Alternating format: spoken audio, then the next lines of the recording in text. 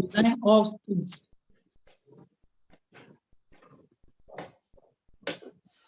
सगळ्यात पहिल्यांदा स्प्रिंग म्हणजे काय? Spring is a mechanical device or a elastic machine which deflects under the action of load and return to original position when the load is removed. Spring म्हणजे काय? असं एक mechanical device आहे. Under the application of load, म्हणजे load लावला तर it deflects म्हणजे compress होईल किंवा इलॉंगेट होईल. And when the load is removed it regains its original shape. ठीक आहे, लोड रिमूव्ह केल्यानंतर ओरिजिनल शेप जो रिगेन करतो असा मेकॅनिकल डिव्हाइस, त्याला काय म्हणतो आपण? स्प्रिंग. मग स्प्रिंगचे काही इम्पॉर्टंट फंक्शन्स आहेत. ठीक आहे, मी एक सांगतो तुम्हाला इम्पॉर्टंट फंक्शन्स ऑफ स्प्रिंग. सगळ्यात पहिल्यांदा तुम्ही जे म्हणला ते spring absorb shocks and vibration.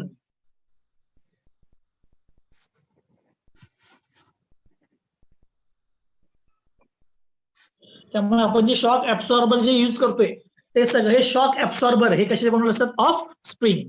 किंवा लिफ्ट घ्या, लिफ्ट ज्या वेळेला वरून खाली येत असते त्यावेळेला बॉटमला म्हणजे जो ग्राउंड फ्लोअर असतो तिथं खाली काय असतात? बफर स्प्रिंग असतात. बफर स्प्रिंग वरून लिफ्ट आली तर खाली आदळू नये म्हणून त्याच्यावरती त्या स्प्रिंग वरती रेस्ट होते आणि स्प्रिंग काय करते? ऍब्सॉर्ब करते त्याची energy. Second, spring absorbs energy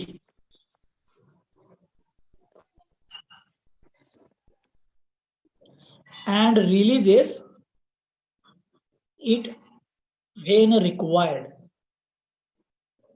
खाली बघा मी, spring absorbs energy and releases it when it required. Example सांगतो, तुम्ही लहान पोरांची खेळणी बघितली असतील बरोबर. आपण त्याला चावी देतो म्हणजे काय असते? तिथं टॉर्शनल स्प्रिंग असते. तुम्ही चावी फिरवली तर ती स्प्रिंग काय होते? कॉम्प्रेस होते. आणि ज्या वेळेला स्प्रिंग कॉम्प्रेस होत असते त्यावेळेला ती एनर्जी काय करते? ऍब्सॉर्ब करायला चालू करते. तुम्ही जी चावी फिरवालाय त्याची सगळी एनर्जी ती ऍब्सॉर्ब करते. आणि ज्या वेळेला तुम्ही ती चावी सोडताय, रिलीज करताय, त्यावेळेला काय होते? पुन्हा ते खेळणं फिरायला चालू होते. का? कारण की जी एनर्जी स्टोअर झालेली ती एनर्जी रिलीज व्हायला लागली, त्याच्यामुळे वर्क डन होते आणि ते खेळणं फिरायला वगैरे किंवा पळायला वगैरे चालू होते. ठीक आहे, त्यामुळे स्प्रिंगचं दुसरं फंक्शन काय? इट ऍब्सॉर्ब्स एनर्जी और stores energy and releases it whenever required. म्हणजे एनर्जी स्टोरिंग करण्यासाठी आपण स्प्रिंग यूज करतो. आता मी तुम्हाला एक एक्झाम्पल सांगितलं ते म्हणजे खेळण्याचं, टॉयचं. अजून एखादं एक्झाम्पल सांगा असं जी एनर्जी स्टोअर करून ठेवते आणि पुन्हा रिलीज केले की वर्क होते. आता अजून एखादं एक्झाम्पल सांगा. घड्याळ. पूर्वी घड्याळ जी होती त्याला काय करायचं? आपण चावी द्यायचो म्हणजे काय करायचं? आपण त्याच्यातली टॉर्शनल स्प्रिंग जी आहे ते आपण काय करायचो? गुंडाळायचो. आणि तुम्ही त्यानंतर ती चावी द्यायची सोडून दिली की ती जी काही एनर्जी स्टोअर झाली ती कंट्रोल फॉर्म मध्ये काय व्हायची? रिलीज व्हायची. ज्याच्यामुळे घड्याळ 24 तास चालू राहायचं. ठीक आहे, त्यामुळे पूर्वीचे क्लॉक्स किंवा मूवीचे कॅमेरा, स्टार्टर्स हे पण याचं एक्झाम्पल आहे बघा. It stores the energy and releases when it is required. त्याच्यानंतर स्प्रिंग बानो यूज करतोय to measure the force.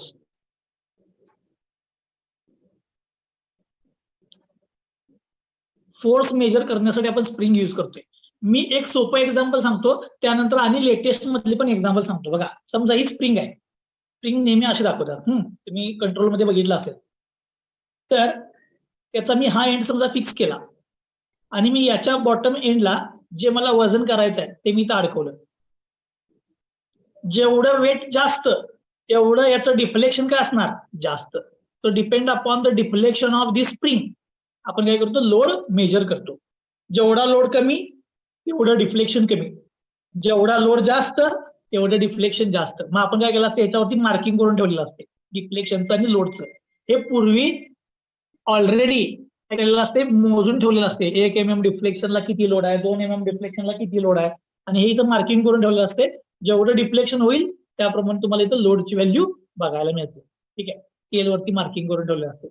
To measure the force measure करण्यासाठी आपण स्प्रिंग यूज करतो. आता ही जी मी स्प्रिंग ड्रॉ केले त्याला म्हणतात हेलिकल टेन्शन स्प्रिंग.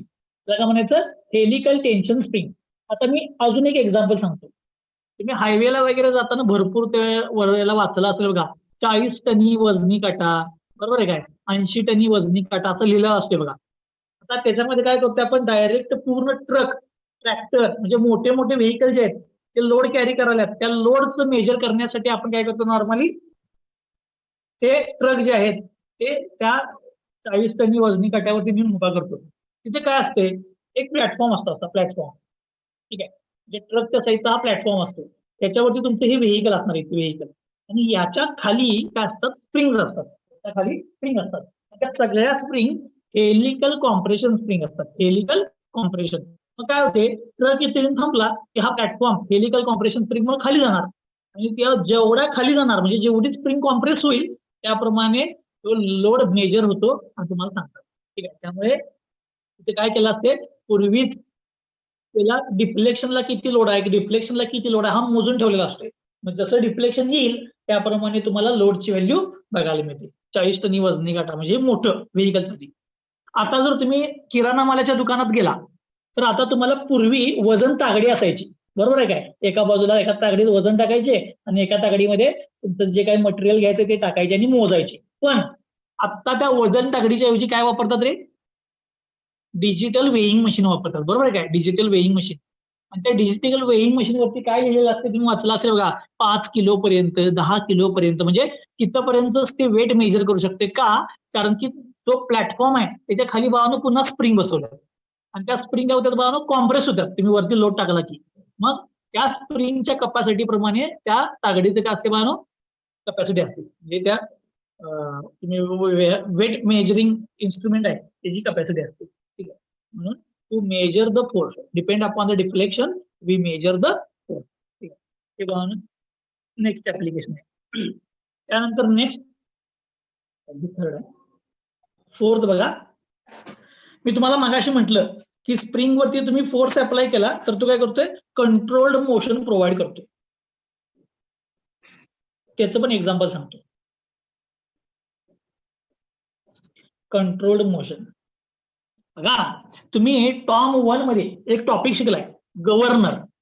गव्हर्नर मध्ये, हार्टनेल गव्हर्नर मध्ये तुम्हाला जर आठवत असेल तर स्प्रिंग होती बघा, स्प्रिंग, बरोबर आहे काय, हार्टनेल गव्हर्नर मध्ये स्प्रिंग युज केलेली. आणि ती स्प्रिंग कशासाठी युज केलेली, तर सेंट्रिफ्युगल फोर्समुळे स्लीव डायरेक्ट वर खाली होऊ नये, तर त्या स्लीवची कंट्रोल्ड मोशन प्रोव्हाइड करण्यासाठी नॉर्मली आपण काय करतो, तिथं स्प्रिंग प्रोव्हाइड करतो. म्हणजे मोशन ही कंट्रोल्ड मॅनर मध्ये होते, म्हणजे डायरेक्ट ह्या एंडनं त्या एंडला लगेच जाणार नाही, स्प्रिंग मध्ये हळू जाणार, पुन्हा रिटर्न हळू येणार.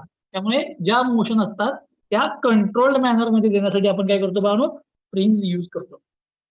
अशा स्प्रिंगचे बाळांनो हे वेगवेगळे ऍप्लिकेशन आहेत. म्हणजे शॉक ऍब्सॉर्बर साठी इथं spring absorb energy and releases energy, हे तुम्हाला काय क्लॉक मध्ये किंवा टॉईज मध्ये यूज करण्यासाठी. टू मेजर द फोर्स, आपण सगळे मेजरिंग इन्स्ट्रुमेंट हे याच्यावरती डिपेंड आहेत. आणि to provide the control motion म्हणजे गव्हर्नर वगैरे जे आहेत त्याच्यामध्ये, किंवा क्लच त्याच्यामध्ये कंट्रोल्ड मोशन प्रोव्हाइड करण्यासाठी आपण काय करतो बाळांनो, की स्प्रिंगचा यूज करतो. त्यामुळे स्प्रिंगचे ऍप्लिकेशन हे वेगवेगळे आहेत आणि वेगवेगळ्या ऍप्लिकेशन प्रमाणे स्प्रिंगचा स्टिफनेसची व्हॅल्यू चेंज होत असते. स्प्रिंगच्या स्टिफनेसची व्हॅल्यू चेंज होत असते. आता हे झालं बाळांनो ऍप्लिकेशन ऑफ स्प्रिंग. आता कुठल्या कुठल्या टाईपच्या स्प्रिंग्स अवेलेबल आहेत ते मी जरा पटपट सांगतो. ठीक आहे, स्प्रिंगचे भरपूर टाईप अवेलेबल आहेत, पण त्यातले काही महत्वाचे टाईप हे तुम्हाला कोणीही पेपरला विचारणार नाही, फक्त तुमच्या माहितीसाठी मी सांगणार आहे. पहिली म्हणजे helical compression spring. Helical compression spring ह्याची मी जरा एक फिगर ड्रॉ करतो हेलिकल कॉम्प्रेशन स्प्रिंगची बघा.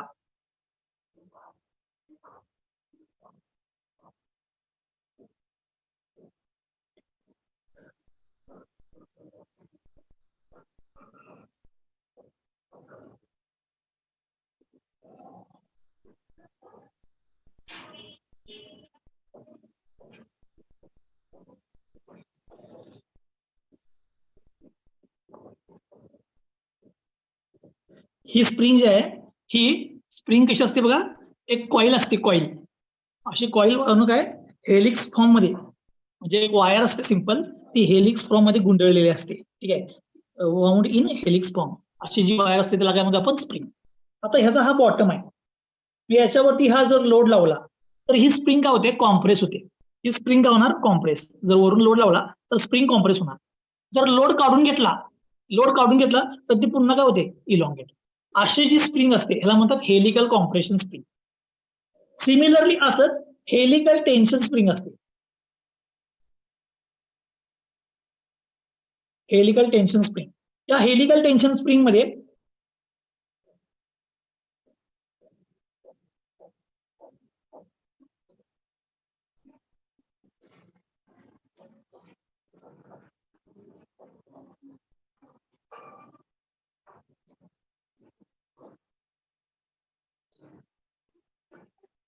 ही हेलिकल टेन्शन स्प्रिंग आहे.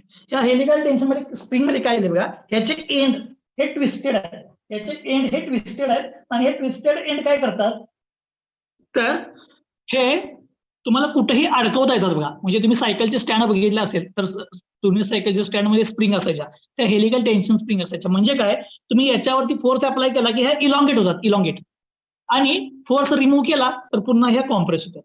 ह्या दोघांच्या मध्ये फरक काय बघा, ही इनिशियली कॉम्प्रेस होते आणि नंतर फोर्स काढून घेतला की पुन्हा आहे त्या ओरिजिनल शेपला येते, म्हणजे टेन्शन मध्ये जाते. ही इनिशियली टेन्शन मध्ये जाते आणि फोर्स काढून घेतला तर पुन्हा नंतर कॉम्प्रेशन मध्ये येते. मग हे इनिशियली टेन्शन मध्ये जाते म्हणून याला म्हणतात हेलिकल टेन्शन स्प्रिंग. म्हणजे सब्जेक्टेड टू नॉर्मली टेन्शन असते, ती subjected to normally compression stress असते, याला म्हणतात हेलिकल कॉम्प्रेशन स्ट्रेस.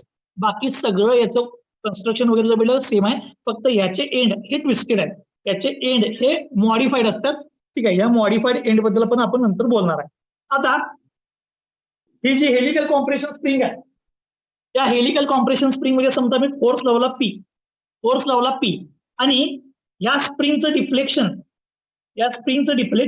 म्हणजे फोर्स लावला म्हटल्यानंतर आता ही काय होणार, एकतर कॉम्प्रेस होणार, कॉम्प्रेस झाल्या डेल्टा अमाऊंट. तर तुम्ही जेवढा फोर्स लावणार, तुम्ही जेवढा या स्प्रिंग वरती फोर्स लावणार आणि या स्प्रिंगचं टोटल डिफ्लेक्शन हे नेहमी एकमेकाला प्रोपोर्शनलच असते. त्याला म्हणतात स्प्रिंग लॉ. म्हणजे force applied on spring and the deflection of spring are proportional to each other. हे एकमेकाला प्रोपोर्शनलच असते. हे जर प्रोपोर्शनल नसेल तर ती स्प्रिंग काही कामाची नाही. म्हणजे हे जर प्रोपोर्शन नसेल तर ती स्प्रिंग काही कामाची नाही.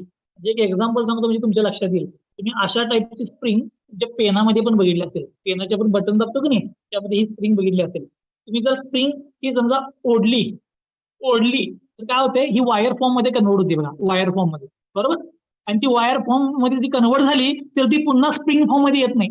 एक्सेस तुम्ही फोर्स लावला ती वायर फॉर्म मध्ये कन्वर्ट होते, आणि एकदा वायर फॉर्म मध्ये कन्वर्ट झाली की तुम्ही लावलेला फोर्स आणि लावलेलं डिफ्लेक्शन हे कधीही एकमेकाला डायरेक्टली प्रोपोर्शनल राहत नाही. त्यामुळे स्प्रिंग लॉ जोपर्यंत ओबे करते स्प्रिंग तोपर्यंत स्प्रिंग कामाची आहे. ठीक आहे, आता स्प्रिंग लॉ म्हणजे काय, अप्लाइड फोर्स आणि स्प्रिंगचं डिफ्लेक्शन हे एकमेकाला कसे पाहिजे, डायरेक्टली प्रोपोर्शनल पाहिजे. हे म्हणजे काय, स्प्रिंग लॉ. तसंच हेलिकल टेन्शन स्प्रिंग बघितलं तरी सुद्धा स्प्रिंग लॉ ओबे होतो. म्हणजे समजा मी इथं फोर्स लावला, समजा हा एंड फिक्स केला, इथं फोर्स लावला, तर जेव्हा टेन्साईल फोर्स आला, मी लावलेला फोर्स आणि स्प्रिंगचं झालेलं डिफ्लेक्शन हे एकमेकाला डायरेक्टली प्रपोर्शनलच पाहिजे, तर आणि तरच ती स्प्रिंग काय व्हावं कामाची आहे. आता ह्या दोन्ही स्प्रिंग एका पर्टिक्युलर लिमिट नंतर काम करायच्या बंद करतात. कधी ते सांगतो.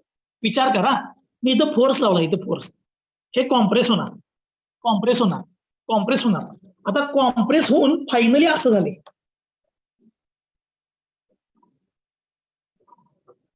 म्हणजे सॉलिड स्प्रिंग फॉर्म झाल्या. कॉम्प्रेस होत गेले आणि ह्याचा हा एंड ह्या एंडला टच झालाय, ह्याचा हा एंड ह्या एंडला टच झालाय. असं जर झालं तर ही स्प्रिंग काम करेल का रे? काम करेल का? म्हणजे तुम्ही फोर्स वाढवत गेला तर इलॉंगेट होईल का, कॉम्प्रेस होईल का? नाही. काय, ही जी केस फॉर्म होते याला म्हणतात सॉलिड स्प्रिंग. याला काय म्हणायचं, solid spring. When the compression spring due to excessive load comes to a solid form, then P is directly proportional to delta. म्हणजेच काय, स्प्रिंग लॉ ही स्प्रिंग ओबे करत नाही. It's not going to obey the spring law. Spring law obey करायचं बंद केलं, याचा अर्थ त्या स्प्रिंगनं काम बंद केलं. मग ज्या वेळेला तुम्ही कॉम्प्रेसिव्ह लोड लावत जाणार तो एका पर्टिक्युलर लोड पर्यंतच ते कॉम्प्रेस होत जाईल. त्यानंतर हे एकदा सॉलिड फॉर्म झाला की तिथनं पुढे ती स्प्रिंग ऍज अ स्प्रिंग म्हणून काम करणार नाही. ठीक आहे. हा ह्या हेलिकल कॉम्प्रेशन स्प्रिंगचा ड्रॉबॅक आहे. म्हणून मी तुम्हाला मगाशी म्हटलं नॉर्मली तुम्ही कुठल्या पण वजन तागडीवरती गेला तर तिथे लिहिलं असते 5 किलो पर्यंत 10 किलो पर्यंत म्हणजे तेवढंच वजन मेजर करू शकते ते. त्याच्यापेक्षा जास्त मेजर करायला गेला की ते स्प्रिंग सॉलिड फॉर्म मध्ये जाते आणि तुम्हाला ते काय लोड दिसणारच नाही. ओके. हा याचा ड्रॉबॅक आहे. म्हणजे काय when compression spring comes to the solid form then it will not obey the spring law. ठीक आहे. म्हणजे ती काम करायची बंद होणार. आता हेलिकल टेन्शन मध्ये या. हेलिकल टेन्शन मध्ये मी एक्सेस फोर्स लावाले म्हणजे तुम्ही पेनातल्या स्प्रिंगला हे करून बघितलं असणार आहे भरपूर वेळा. मी एक्सेस फोर्स लावाले ओढा लागले दोन्ही बाजूने ओढाले एका पर्टिक्युलर लिमिट पर्यंत काय होते ते ओढत ताणत जाते आणि त्याच्यानंतर बघा ते पुन्हा ओरिजिनल पोझिशनला येत नाही. त्याची वायरच होत्या डायरेक्ट. मग हेलिकल टेन्शन स्प्रिंग पण एका पर्टिक्युलर लिमिट पर्यंत काय होते इलॉंगेट होते आणि त्याच्यानंतर त्यातल्या स्प्रिंग लॉ जो आहे तो काय होतो निघून जातो. म्हणजे force is directly proportional to delta हा लॉ ती स्प्रिंग ओबे करत नाही आणि ओबे करायची बंद केली तर ती तुमची स्प्रिंग काय झाली बघा फेल झाली. हेलिकल कॉम्प्रेशन स्प्रिंग आणि हेलिकल टेन्शन स्प्रिंग. आता एक महत्वाचं सांगतो याच्यानंतर मी आणि एक 2-4 स्प्रिंगचे टाईप सांगणार आहे पण आपला जो सब्जेक्ट आहे तो हेलिकल टेन्शन आणि कॉम्प्रेशन स्प्रिंगवर आहे सगळा याच्यावर आहे. ठीक आहे. म्हणजे आज आपण जे काही बघणार आहे सगळं स्प्रिंग टॉपिक मध्ये ते फक्त एवढ्यावरच बघणार आहे पण तुम्हाला माहित असावे म्हणून मी बाकीचे स्प्रिंगचे टाईप्स पण इथं दाखवतो तुम्हाला. ठीक आहे. त्याला मी काही वेळ घालवत बसणार नाही. 5 ते 10 मिनिटात मी सगळं संपतो. ठीक आहे. त्यानंतर तिसरी स्पायरल स्प्रिंग किंवा टॉर्शनल स्प्रिंग पण म्हणतात याला. Torsional spring. आता ही टॉर्शनल स्प्रिंग काय केली असते बघा ही नॉर्मली वाउंड फॉर्म मध्ये असते. ही अशी स्पायरल फॉर्म मध्ये असते. ही आपण टॉईजला किंवा क्लॉक्सला वापरतो ही स्प्रिंग आणि याच्यावरती काय करतो आपण टॉर्क अप्लाय करतो फोर्स. आता ही तुम्ही फोर्स अप्लाय केली की रोटेट होणार ना. रोटेट झाली याचा अर्थ काय झाला याच्यावरती टॉर्क अप्लाय झाला. म्हणजे टॉर्शनल स्प्रिंग मध्ये इन्स्टेड ऑफ फोर्स आपण फोर्स लावला की शेवटी त्याच्यावर काय असतो टॉर्क. हा टॉर्क अप्लाय होतो आणि हा टॉर्क डायरेक्टली प्रपोर्शनल टू आता याची डिस्प्लेसमेंट इथून समजा इथपर्यंत गेली तर आपण हिची काय करतो अँग्युलर डिस्प्लेसमेंट मोजतो. लिनियर मोजता येत नाही त्यामुळे काय मोजतो अँग्युलर डिस्प्लेसमेंट म्हणजे थिटा. सो टॉर्शनल स्प्रिंग मध्ये torque is directly proportional to काय असतं theta. Torque is directly proportional to theta. आता तुम्ही पण एक भरपूर वेळा तुमच्या लक्षात असेल बघा खेळण्यामध्ये तुम्ही किल्ली द्यालाय एक दोन थोड्या वेळ फिरवल्यानंतर ती किल्ली फिरायची बंद होते बघा. किल्ली फिरायची बंद होते याचा अर्थ काय होतोय की ही स्प्रिंग तुम्ही इथं फोर्स लावला ही फिरायल्या आणि शेवटला असं फॉर्म होते सॉलिड एकदम सॉलिड असा. आता ते पुढे ती फिरू शकत नाही एकदम सॉलिड फॉर्म होते. म्हणजेच काय ते टॉर्शनल स्प्रिंग मध्ये पण एका पर्टिक्युलर लिमिट पर्यंतच्या अँग्युलर डिस्प्लेसमेंट परमिसिबल आहे. त्याच्यापेक्षा जर जास्त झाली तर ती स्प्रिंग सॉलिड डिस्क फॉर्म होते आणि सॉलिड डिस्क फॉर्म झाली की स्प्रिंग लॉ ओबे करायचं बंद करते. ठीक आहे. ही म्हणजे टॉर्शनल स्प्रिंग. जिथं जिथं तुम्ही टॉर्क असतो त्या टॉर्शनल स्प्रिंग आपण युज करतो. आता नॉर्मली या स्प्रिंग मध्ये याचा एक एंड फिक्स असतो आणि दुसरा एंड मुव्हिंग असतो. ठीक आहे. ही म्हणजे तुमची टॉर्शनल स्प्रिंग. त्याच्यानंतर चौथी स्प्रिंग आहे कोनिकल स्प्रिंग.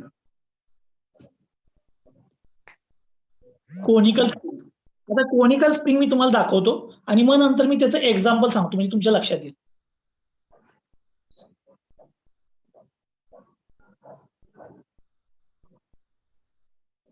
सगळ्यांच्या घरात रिमोट बघितला असेल तुम्ही रिमोटचा सेल बदलला असेल. त्या रिमोटच्या सेल साठी जी स्प्रिंग असते ती अशी कोनिकल शेपची असते. म्हणजे वरती इथं ह्याचा डायमीटर कमी आहे आणि स्प्रिंगचा एंडला डायमीटर जास्त आहे. याला म्हणतात कोनिकल स्प्रिंग. ही कोनिकल स्प्रिंग काय करतात की जिथं कंट्रोल्ड मॅनर मध्ये फोर्स नको आहे किंवा त्याचा लई काय मेजर उपयोग नाही आहे अशा ठिकाणीच ही कोनिकल स्प्रिंग यूज करतात. का कारण की कोनिकल स्प्रिंग मधला फोर्स आणि त्याचं डिफ्लेक्शन हा लॉच ओबे होत नाही. फोर्स आणि डिफ्लेक्शनचा लॉ ओबे होत नाही. त्याच्या मागचं कारण काय इथं असलेला डायमीटर आणि इथं असलेला डायमीटर वेगवेगळा आहे. त्यामुळे ही स्प्रिंग लॉ म्हणजे कुठला स्प्रिंग लॉ ओबे करत नाही. त्यामुळे ही स्प्रिंग जिथं म्हणजे फोर्स व्हॅल्यूम मोजायची नाही आहे, डिफ्लेक्शनचा काही एवढा फरक पडत नाही आहे, अशा ठिकाणीच आपण ही कोनिकल स्प्रिंग युज करतो. ठीक आहे, म्हणून म्हटलं मी घड्याळाचा आपण जिथं सेल घालतो त्या सेल घालतात तिथं फक्त स्प्रिंग फोर्स द्यायचा आहे म्हणून ही स्प्रिंग युज करतात. ठीक आहे, ही स्प्रिंग युज करतात. आता ही स्प्रिंग पण काय होते, काही फोर्स अप्लाय केल्यानंतर काम करायचं बंद होते. कधी सांगतो, तुम्ही जर फोर्स अप्लाय करत गेला तर ही ह्याच्या आत जाते, डायमीटर कमी नाही तर हे याच्या आतमध्ये जाते, त्याच्या आतमध्ये जाते आणि फायनली एक असे सर्क्युलर डिस्क तयार होते. ज्या वेळेला अशी फायनली सर्क्युलर डिस्क तयार होईल त्यावेळेला कोनिकल स्प्रिंग काम करायचं बंद करते. ऍक्च्युअल मध्ये कोनिकल स्प्रिंगचे ऍप्लिकेशन एकदमच लिमिटेड आहेत. का? कारण की हा स्प्रिंग लॉच ओबे करत नाही, स्प्रिंग लॉस ओबे करत नाही. ठीक आहे, त्यामुळे त्याचे ऍप्लिकेशन एकदमच कमी आहे. त्याच्यानंतर नेक्स्ट जो टाईप आहे तो म्हणजे लिप स्प्रिंग. लिप स्प्रिंग, आता लिप स्प्रिंग भरपूर जणांनी बघितले असेल, याला मराठीमध्ये आपण कमान पाटे असं म्हणतो. ट्रक मध्ये तुम्ही म्हणजे हेवी व्हेकल्स म्हणा, ट्रक म्हणण्यापेक्षा हेवी व्हेकल्स म्हणा, हेवी व्हेकल्स मध्ये तुम्हाला त्या स्प्रिंग बघायला मिळते. ह्याच्यामध्ये काय असतात, बेंड केलेल्या स्ट्रिप्स असतात, बेंड केलेल्या स्ट्रिप्स, आणि या सगळ्या स्टॅकिंग करतात, एकमेकावरती स्टॅक करतात म्हणजे बांधून ठेवतात. आणि बांधून ठेवलं, ह्याचं वरची जी स्प्रिंग आहे सगळ्यात मोठी, ठीक आहे, त्याला आय एंड प्रोव्हाइड करतात. आय एंड, ह्या आय एंड मध्ये एक एंड हा फिक्स असतो, एक एंड हा फिक्स असतो आणि एक एंड हा मुव्हिंग असतो. हा एंड मुव्हिंग असतो, हा फिक्स असतो. असं का? त्याच्या मागचं कारण काय, ज्या वेळेला तुम्ही वरून लोड अप्लाय करताय, पण होतंय काय, वरून लोड स्प्रिंग वरती येत नाही, स्प्रिंग हा खालून लोड अप्लाय करते. म्हणजे लोड वरच्या बाजूने असतो तर ते इथनं ट्रान्सफर होतो इथं आणि तो लोड स्प्रिंगला खालून लागतो. त्यामुळे हे मूव्ह होताना वर होते आणि हा फ्लॅट होणार असा. बरोबर, इकडनं फोर्स लागला की फ्लॅट व्हायला बघणार, म्हणजे हा एंड इकडे मूव्ह व्हायला बघणार. बरोबर, एंड इकडे. म्हणून काय करतात, त्यातला एक एंड जो असतो, एक एंड तो मुव्हेबल ठेवलेला असतो. ठीक आहे, लिव्हरला जॉईन केलेला असतो आणि दुसरा एंड जो आहे तो फिक्स ठेवलेला असतो. ठीक आहे, अशी केस जर असेल तर आणि तरच ती लिप स्प्रिंग लोड कॅरी करते. नॉर्मली हेवी व्हेकल्स किंवा भरपूर लोड तुम्हाला कॅरी करायचा आहे तर त्यावेळेला आपण ही लीफ स्प्रिंग यूज करतो. ठीक आहे, या सगळ्या दोन स्ट्रिप्स आहेत, एकाच मटेरियलच्या स्टॅक टुगेदर केलेल्या आहेत. ठीक आहे, पण महत्वाचं सांगायचं काय की याच्याबद्दल आपल्याला काही बघायचं नाही, फक्त तुमच्या माहितीसाठी मी ही स्प्रिंग दाखवलेली आहे. ठीक आहे, आता आपल्याला या टॉपिक मध्ये काय शिकायचं आहे, म्हणजे कुठल्या स्प्रिंगचं डिझाईन शिकायचं आहे, तर इथं आहे हेलिकल कॉम्प्रेशन आणि हेलिकल टेन्शन या स्प्रिंग शिकायच्या. आता जर तुम्ही दोन्ही स्प्रिंगची टर्मिनॉलॉजी बघितली, तर दोन्ही स्प्रिंगची टर्मिनॉलॉजी सेम आहे. ठीक आहे, त्यामुळे मी त्यातली कुठली तरी एक स्प्रिंग घेतो, कुठली तरी एक कॉम्प्रेशन किंवा टेन्शन मधली एक घेतो आणि तुम्हाला टर्मिनॉलॉजी सांगतो. मी काय करतो, हेलिकल कॉम्प्रेशन स्प्रिंग कन्सिडर करतो आणि त्याची टर्मिनॉलॉजी आपण बघू. ठीक आहे, मी देतो टर्मिनॉलॉजी ऑफ स्प्रिंग. आता मी स्प्रिंग कुठली घेणार आहे, जरी स्प्रिंग लिहिली असली तरी मी स्प्रिंग कुठली घेणार आहे, helical compression spring. Helical compression स्प्रिंगची मी तुम्हाला टर्मिनॉलॉजी सांगणार आहे. त्यासाठी मला इथं एक फिगर ड्रॉ करायची आहे, एक फिगर. मी ती पहिला फिगर ड्रॉ करून घेतो. फिगर कशी ड्रॉ करायची सांगतो, पेपर मध्ये जर पडले तर. मला माहित आहे, नाहीतर की स्प्रिंग ड्रॉ करायला जातात आणि अशी स्प्रिंग ड्रॉ करतात कोण.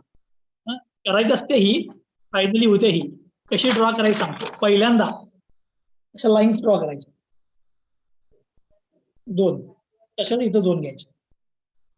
आता तुमची ह्या बाहेर आणि याच्या आत स्प्रिंग येत नाही, म्हणजे परफेक्ट तुमची स्प्रिंग येते. ओके, त्यानंतर ह्या इन्क्लाइन लाईन घ्यायच्या,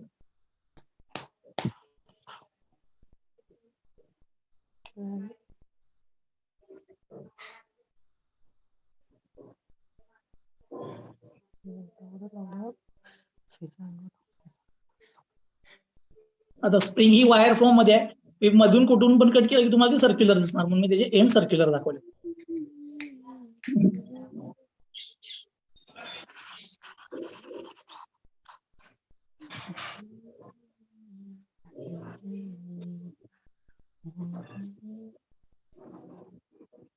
तर बघायचं मला टर्मिनॉलॉजी ऑफ स्प्रिंग. ठीक आहे, मी एक हेलिकल फॉर्म मध्ये वायर वाउंड केली आणि त्याची मी स्प्रिंग फॉर्म केली. आता ही स्प्रिंग फॉर्म केल्यानंतर या स्प्रिंग मध्ये आपल्याला कुठल्या कुठल्या टर्मिनॉलॉजी यूज करायची आहेत ते सांगतो. बघा, सगळ्यात पहिल्यांदा ही स्प्रिंगची जी वायर आहे की नाही, ही वायर, त्या वायरच्या डायमीटरला म्हणायचं डी. वायर डायमीटर डी, स्प्रिंगचा वायर डायमीटर डी. त्यानंतर ह्या स्प्रिंगला हे बघा, इथून इथपर्यंत हा स्प्रिंगचा आउटर डायमीटर आहे आणि इथून इथपर्यंत हा स्प्रिंगचा इनर डायमीटर आहे. आता काय झालं, स्प्रिंगला दोन डायमीटर आले, एक इनर आला एक आउटर आला. स्प्रिंगला दोन डायमीटर आले, एक इनर एक आउटर. मग आपल्याला कॅल्क्युलेशनसाठी इनर घ्यायचा का आउटर घ्यायचा, तर मग आपण अशा केसमध्ये काय करतो, ज्या वेळेला दोन डायमीटर असतात त्यावेळेला त्याचा मीन डायमीटर घेतो. त्यामुळे इथून इथपर्यंत याचा मीन डायमीटर मी कन्सिडर करणार. आता या मीन डायमीटरला मी म्हणणार आहे कॅपिटल डी. ठीक आहे, कॅपिटल डी म्हणजे काय, मीन डायमीटर ऑफ स्प्रिंग. आता ह्या स्प्रिंगचा मीन डायमीटर कसा काढणार, मीन डायमीटर ऑफ स्प्रिंग कसा काढणार, स्प्रिंगचा आउटर प्लस स्प्रिंगचा इनर, म्हणजे तुम्हाला स्प्रिंगचा मीन डायमीटर मिळते. Outer plus inner divide by 2. पुन्हा तर माईक चालू आहे, बंद करा. Outer plus inner divide by 2 हा म्हणजे काय, तुमचा स्प्रिंगचा किंवा कॉइलचा डायमीटर. आणि हा तुमचा काय, वायरचा डायमीटर. वायरचा डायमीटर आणि हा कॉइलचा डायमीटर.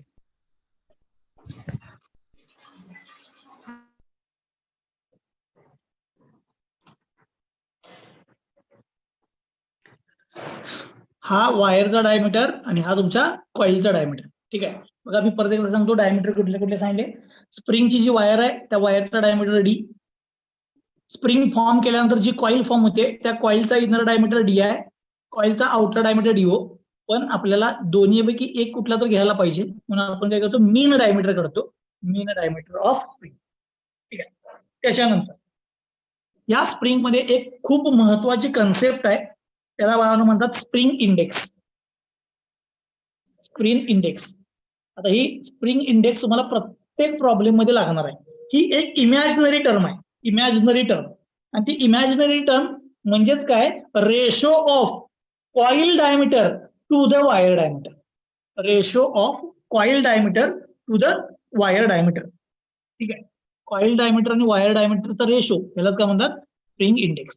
आता हा स्प्रिंग इंडेक्स नॉर्मली काय असतो बाळांनो, 3 पेक्षा कधीही कमी असत नाही आणि 15 पेक्षा जास्त कधीही असत नाही. स्प्रिंगचा इंडेक्स हा 3 ते 15च्या मध्ये असतो.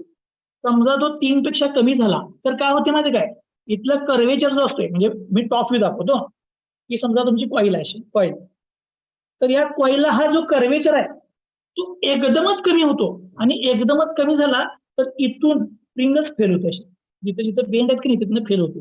त्यामुळे हा कधीही 3 पेक्षा कमी असून चालत नाही स्प्रिंग इंडेक्स. तर कर्वेचर हा काय होते बाळांनो, एकदमच शार्प कर्वेचर येतो आणि स्प्रिंग फेल होते. ठीक आहे, म्हणजे तुम्हाला लोडच अप्लाय करायला लागत नाही, आपोआपच स्प्रिंग फेल होते, कारण ते बेंड केले ना, एकदम बाहेरच्या सरफेसवरती फेल होते.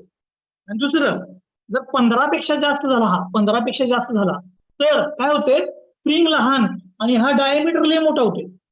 हा डायमीटर लय मोठा होतोय आणि त्यामुळे ती स्प्रिंग म्हणून काम करत नाही, मग ती डिफ्लेक्ट व्हायला चालू होते. डिफ्लेक्ट म्हणजे कशी, अशी डिफ्लेक्ट होत नाही, ती इकडे जायला चालू होते. तुम्ही ह्याच्या स्प्रिंग बघितल्या असेल बघा, कधी कधी खेळताना प्लास्टिकच्या स्प्रिंग असतात, त्या अशाही कुठेही मूव होतात, त्याच्यामध्ये काय केलं असतं, त्याचा हा स्प्रिंग इंडेक्स हा त्याचा 15 पेक्षा जास्त ठेवलेला असतोय. म्हणून एक रिकमेंड काय आहे, 3 पेक्षा जास्त असावा, 15 पेक्षा कमी असावा. ठीक आहे, ज्या वेळेला आपण मेन्शन करणार नाही त्यावेळेला स्प्रिंग इंडेक्स मी प्रॉब्लेम मध्ये 10 कन्सिडर करणार आहे. स्प्रिंग इंडेक्सची व्हॅल्यू किती कन्सिडर करणार आहे मी, हे झालं पाहून स्प्रिंग इंडेक्स बद्दल. सगळ्यांना स्प्रिंग इंडेक्स समजला. ही एक इमॅजिनरी टर्म आहे काय, पण ती स्प्रिंगच्या डिझाईन मध्ये इम्पॉर्टंट आहे. म्हणजे स्प्रिंग म्हटलं प्रॉब्लेम मध्ये काय 10 प्रॉब्लेम मध्ये किती घेणार, 10 दिला नसला तर 10. ठीक आहे, दिला नसला तर 10. ओके, आता याच्यानंतर पुढची टर्म टर्मिनॉलॉजी मधली म्हणजे सॉलिड लेंथ. आता सॉलिड लेंथ मगाशी सांगितलं मी. सॉलिड लेंथ म्हणजे काय असतं रे, जर समजा मी इथं फोर्स लावला आणि ही स्प्रिंग कॉम्प्रेस कॉम्प्रेस कॉम्प्रेस झाली आणि फायनली हे असं झालं, म्हणजे काय झालं, आता याच्या पुढे ही स्प्रिंग काम करेल काय, म्हणजे हे मॅक्सिमम कॉम्प्रेशन आहे. म्हणजे हे स्प्रिंगचं काय बनवलं, मॅक्सिमम कॉम्प्रेशन. याच्या पुढे ही स्प्रिंग कामच करू शकत नाही. ठीक आहे. असं ज्या वेळेला सॉलिड फॉर्म होतो त्याला म्हणतात सॉलिड लेंथ. आता ही सॉलिड लेंथ कशी काढायची, सॉलिड लेंथ तर बघा इथं टर्न किती आहेत बघा, 1 2 3 बरोबर ना, 1 2 3. ते फायनली असं झालं ना, 3 आले. म्हणजेच तुम्ही काय करायचं, हे 3 वेळा डायमीटर आहे बघा, 1 2 3, म्हणजे 3 टाइम्स डायमीटर आलं. म्हणजे इथं डायमीटर कुणाचा, कॉइलचा सॉरी वायरचा डायमीटर इंटू 1 2 3 तर 3 आहे तिथं. आता समजा 10 असते असे कॉइल, 10 तर असे किती आले असते इथं, 1 2 3 4 5 6 असे 10 आले असते. बरोबर, म्हणजे जेवढे टर्न त्याला इंटू काय करायचं, हा डायमीटर. तो मी त्या टर्नला म्हणतो बघा मी N1. इथे लिहितो N1 म्हणजे काय, नंबर ऑफ टर्न. स्प्रिंगचे जेवढे टर्न असतील तेवढे टर्न इंटू डी. ठीक आहे, number of turns into D.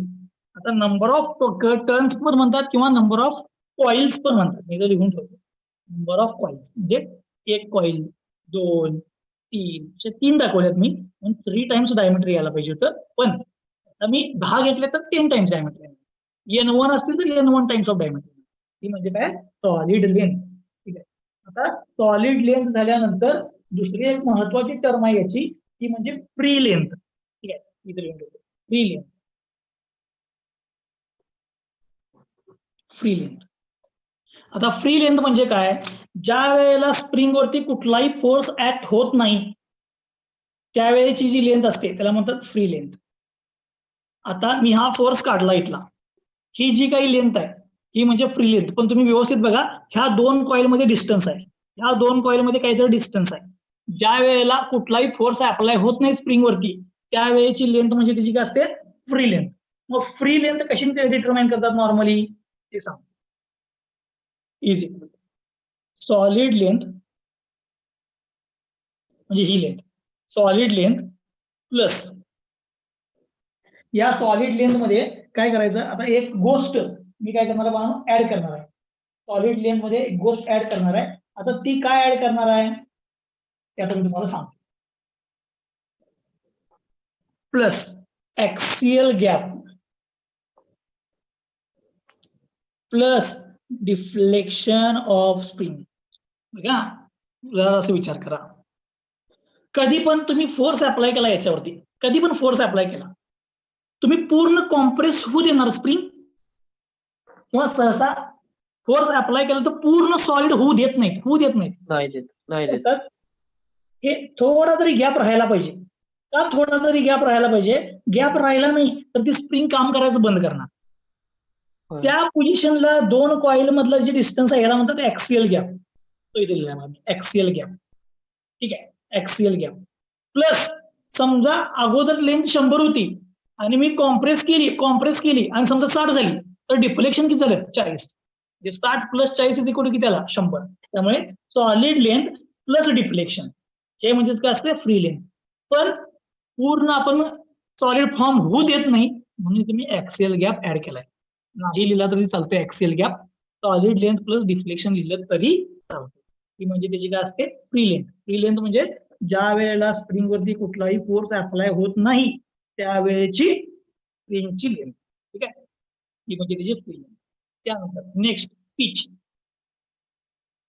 Pitch म्हणजे काय, ज्या वेळेला स्प्रिंग वरती कुठलाही फोर्स ऍक्ट होत नाही त्यावेळेला 2 कॉइल मधलं डिस्टन्स म्हणजे काय असते त्याचा, पिच. आता पिच कसा काढणार बघा, पिच कसा काढणार, टोटल लेंथ किती आहे, फ्री लेंथ ते दाखवतो मी. फ्री लेंथ डिवाइड बाय काय करायचं, 1 कॉइल 2 3 असं मोजत जावं. इथं 3 कॉइल आहेत पण डिस्टन्स 2च दिसतात बघा, म्हणजे काय येणार, N1 - 1 number of coils. So free length divide by number of coils जर केल्या तर तुम्हाला काय मिळणार, पिच. 100 आहे, डिवाइड बाय 2 केले की 50 मिळेल. ठीक आहे, पण त्यासाठी डिवाइड बाय 2 करा पाहिजे, कॉइल 3 आहेत म्हणून 3 - 1 केलं तर तुम्हाला काय मिळते, पिच मिळते. ठीक आहे, दिस इज द पिच. आता ह्याच्यामधली एक महत्वाची गोष्ट सांगायची राहिली ती सांगतो आणि मी पुन्हा एकदा काय सांगितले ते सगळं रिवाइज करतो. ठीक आहे.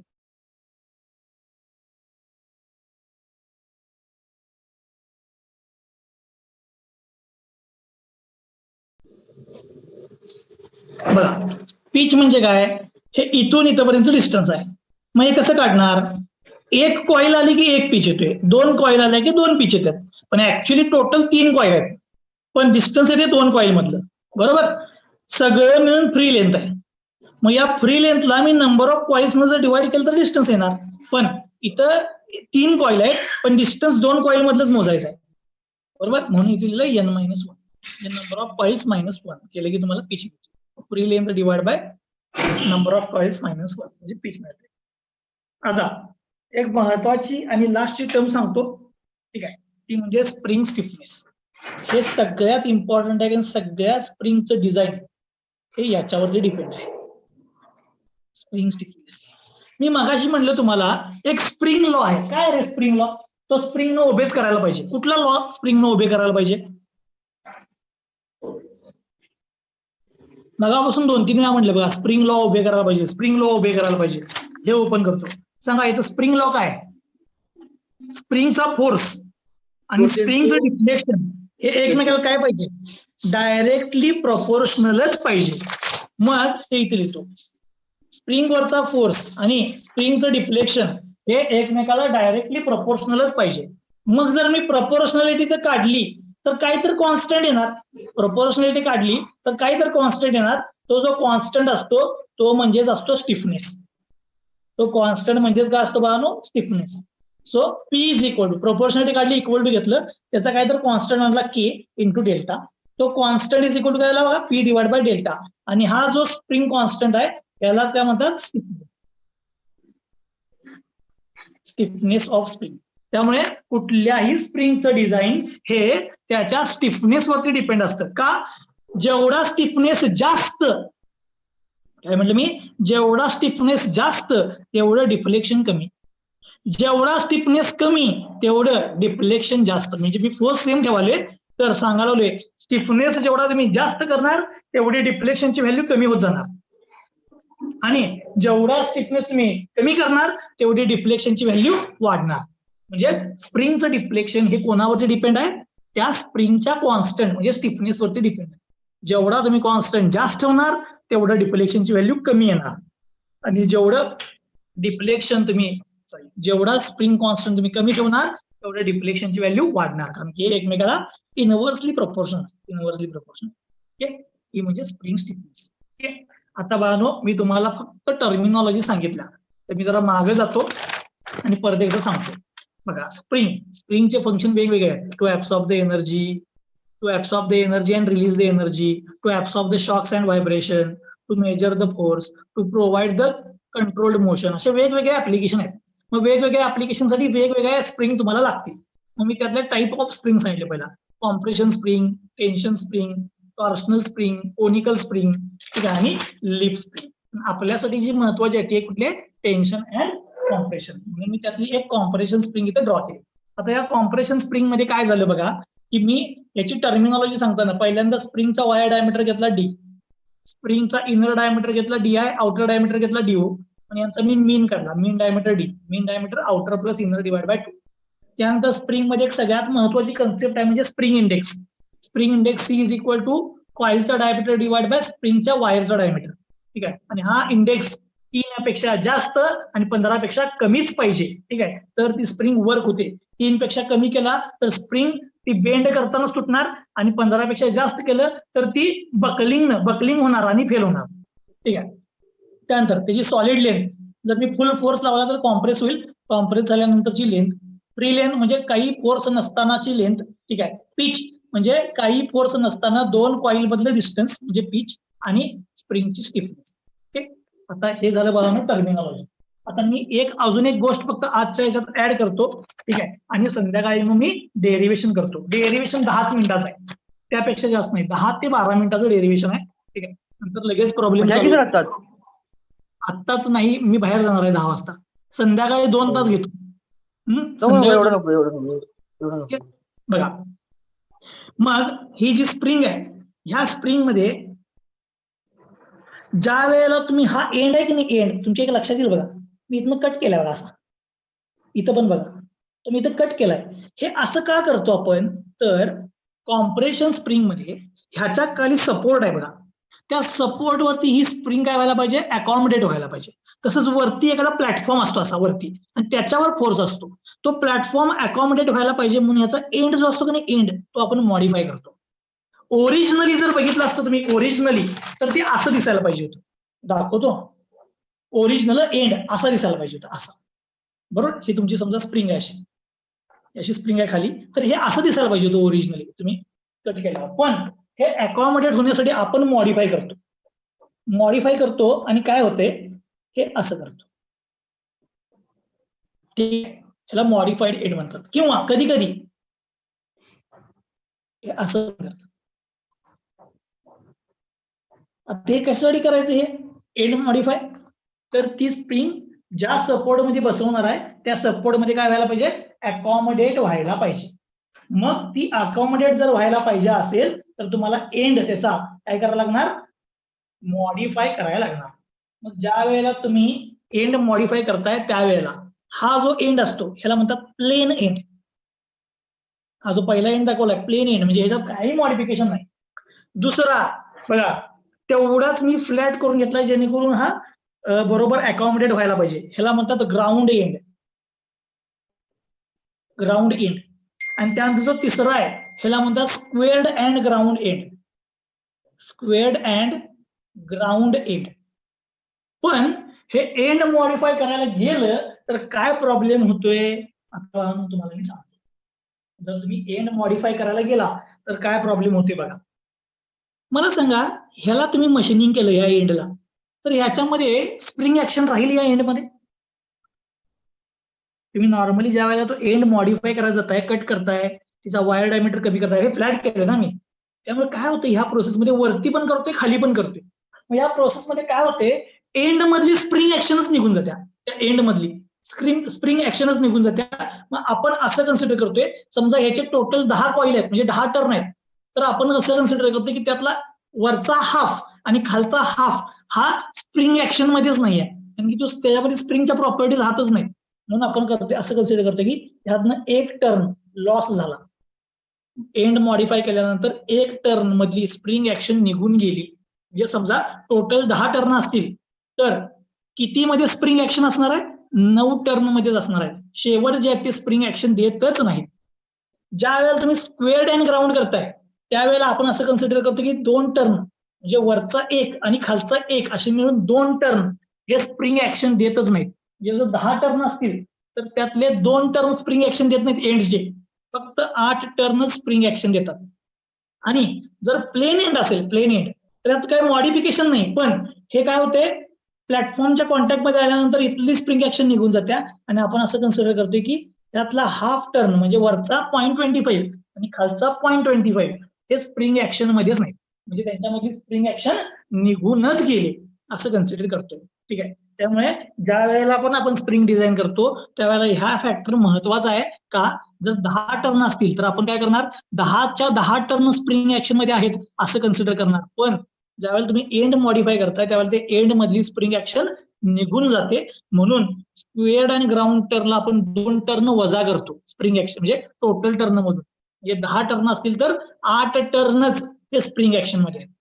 ग्राउंड टर्नला 10 टर्न असतील तर 1 टर्न वजा करतो म्हणजे 9 टर्नच हे स्प्रिंग ऍक्शन मध्ये, आणि प्लेन एंडला हाफ टर्न वजा करतो. ठीक आहे, आता पेपरमध्ये हे मेन्शन केलेलं असते, the spring is made of material वगैरे दिलेलं असते अँड एंड्स आर असं सांगतात ग्राउंडेड किंवा ends are squared and ground, हे मेन्शन केलेलं असते.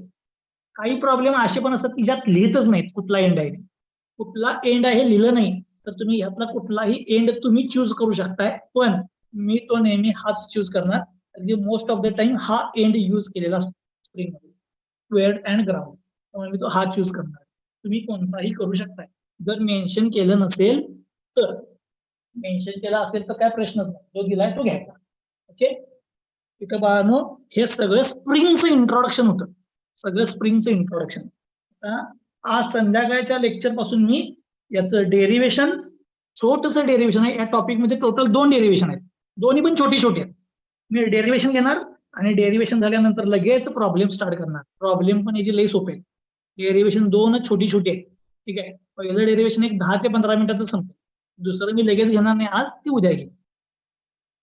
जर आता काय डाऊट असला तर मला विचारा. हे सगळं स्प्रिंगचं इंट्रोडक्शन आहे.